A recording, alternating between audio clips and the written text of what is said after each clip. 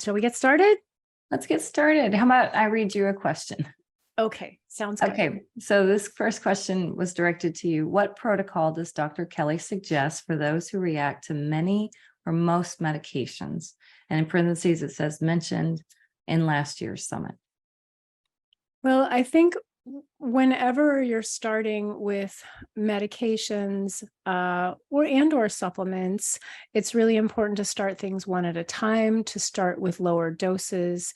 And some of the medications have what we call excipients in them or inactive ingredients in them. And oftentimes it's those inactive ingredients that are causing a lot of the problems that mast cell patients might have in terms of the reactions.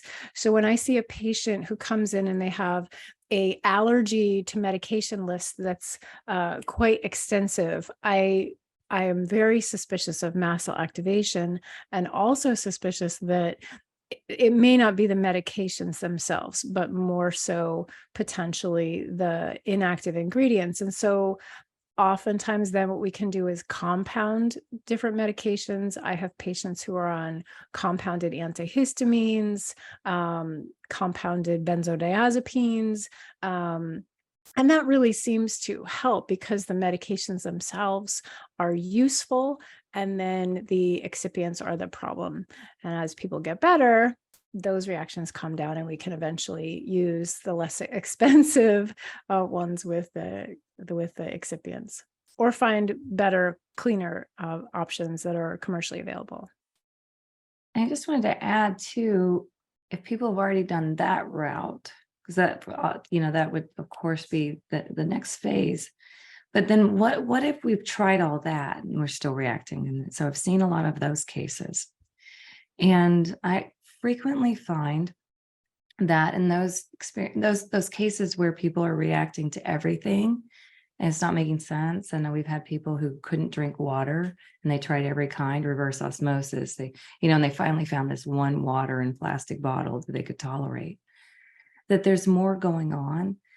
And I often find that the hands down again and again and again, when people get that sensitive, that they are either being exposed to mold, and or in some kind of toxic, unsafe situation, usually a relationship, and not recognizing that it's abusive or not being able to get out. So for you guys who are really sensitive, really tune into those talks on the summit if you're struggling at that level. Thank you. Yeah. Okay. I'll read the next question. Can MCAS go away if we address the underlying cause? I think this is the theme of our Yes. summit, right? Because the whole summit is about mastering this, not about surviving. We didn't want to use the word surviving, because surviving is like you're just making it. Right. It's like we want to thrive, and then we want to go on and take what we learned. And for me, it's about paying it forward. And so how do we get there? I see incredible cases of people turning around their MCAS in sometimes 2 or 3 years when they really went after those root causes. And in my practice, the biggest things that are underlying, there may be enteroviruses, but there's layers and layers and layers and layers to this. And so a lot of times I see people working more, if we think of this like a pyramid of health, and I like how Bob Miller has his genetic pyramid and kind of an order of operations. And so we keep trying to pick off the enterovirus or the Epstein-Barr up here on the pyramid. But if we can pull out that base layer at the bottom of the pyramid, then the whole thing can fall down. Otherwise, it's just like pulling out little Jenga blocks, and maybe someday you're going to get enough blocks out, but you're still going to have that base layer, right? So your MCAS isn't going to be gone. So what's that base layer? It's different for everybody, and that's what makes it challenging to work with. But I would say most commonly, I'm probably 90 to 95% of cases that we get in our clinic, and I can only speak from that. So that's my limited view. And then, of course, we have different populations. So I want to hear your take, Kelly, too. I see over and over people exposed to mold, or they're colonized with mold. And they got into a clean place, but they never got rid of the colonized mold. A big one that I've been seeing and really getting on my radar this year is living in a household with someone else who's colonized or has actinobacteria infections on their skin and not treated. And so I learned this year that that person who's not getting treated will recolonize the house and can recolonize other people by breathing the spores out through the sinuses, from the sinuses. So there's the mold component, whether we're talking about environmental or the mycotoxins, the colonization. And then there's the tick-borne infections are huge.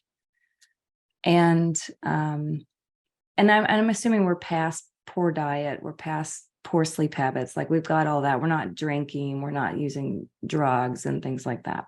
So we're already living a healthy lifestyle. Then the next one is stress and trauma. And I have talked to so many people this year who are realizing, oh my gosh, I've been spinning my wheels for 5 years and I'm in an abusive relationship. And I just realized. And so that's one, we've got to really protect ourselves because of how the nervous system and the immune system and the mast cells are so intertwined that we cannot, we can't separate them.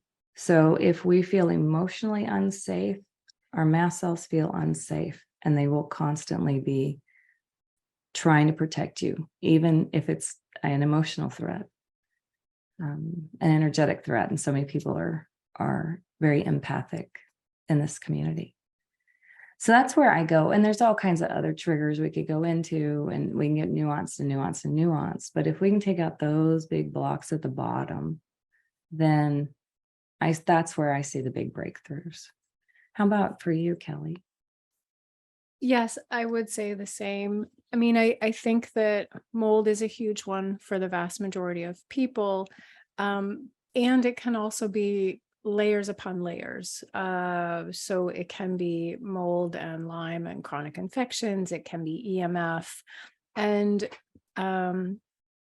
oftentimes, my experience has been that people are so sick that they just want to feel better first, right? And so I may not have the level of sensitive patients that you do, Beth, but usually You see we're some working, really complex cases.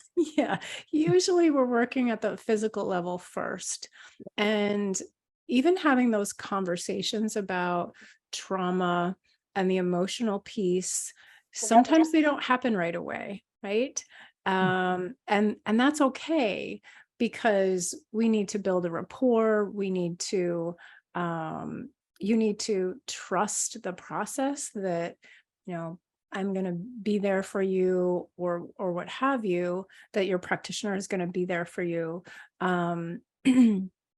And many practitioners don't have the skill set to address the trauma, the emotional, spiritual aspects of things. And that's okay. You can still work with a practitioner who has the capacity to help you on the, kind of what I call biochemical, pathophysiology perspective, the body perspective. But, we both, Beth and I, really see the patients who heal are the ones who are willing to look internally and figure out what are the hindrances inside? What is the lack of safety? What are the belief patterns that are no longer serving us, right? I mean, I think the important thing to remember is our bodies and our beings, kind of mind, body, spirit, are for us. They are on our side. and they are sending us messages. They're not against us. And they're sending us messages that if we're willing to listen, we can start to heal. And I think if we think about it from that perspective, like your body's not against you, it's not fighting you, it's sending you messages and it's on your side, that can shift the whole paradigm of how we think about health and not having health, what we perceive as health. So I just offered that as a starting point. And yes, our whole summit was really not just about the physical body, but about the mind, body, spirit. Yeah. Okay, let's move on because we could spend all day talking I about know it. that's our favorite All right, topic. we're on number 3. Okay, Okay. here we go. Let's see if we can pick it up a little faster. Yeah. Are there particular HLA or SNPs genetic variants that are implicated for MCAS? It's interesting. There's quite a lot. And the first gene that was really talked about around mast cells were the KIT genes, KIT. And KIT genes are really implicated in mastocytosis, which is a rare condition for anybody who's new here. Some of you know all about it. That's a really rare condition where there's a genetic predisposition towards producing way too many mast cells. So that's about a numbers issue. Some people have KIT variants that are not at the extremity to cause mastocytosis, but they could have some involvement in MCAS. So those KIT genes are ones that are well known. There's a number related around histamine clearance that can affect mast cells.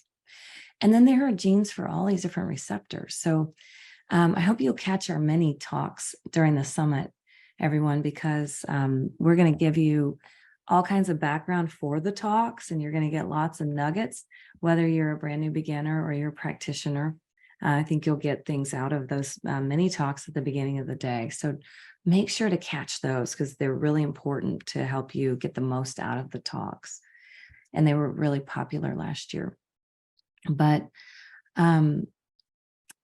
remembering that, so I mentioned that because we go over some of the basics of mast cells. So I'm going to touch on that briefly. Mast cells have over 200 receptors on their outside. And so there are genes that code for all those receptors. And there are genes that code for the mediators. There's over 1,000. So we have genes for like interleukin 6 and interleukin 13. And so really could go through hundreds of genes, because then you go from the ones that are very specific to mast cells or to the cytokine signaling. And then you can go out from there to, well, anything that triggers inflammation, like problems with iron regulation, problems with detoxification can trigger MCAS. And we did a great talk with Bob Miller on the genetics of MCAS. I'd really love for you guys to check that out. And I was just looking for his talk title here. Cutting Edge Genetics in MCAS. So that will be coming up here. I think he might be on day 2. I don't have the days listed in front of us, but make sure you check out that talk. And then Carolyn Ladowski and I speak about some of the genetics as pertaining to histamine intolerance, but also the whole methylation cascade. And she's got some fantastic information about MTHFR and the other methylation genes that are really pertinent to mast cell as well. All right. Let me get a question here for you.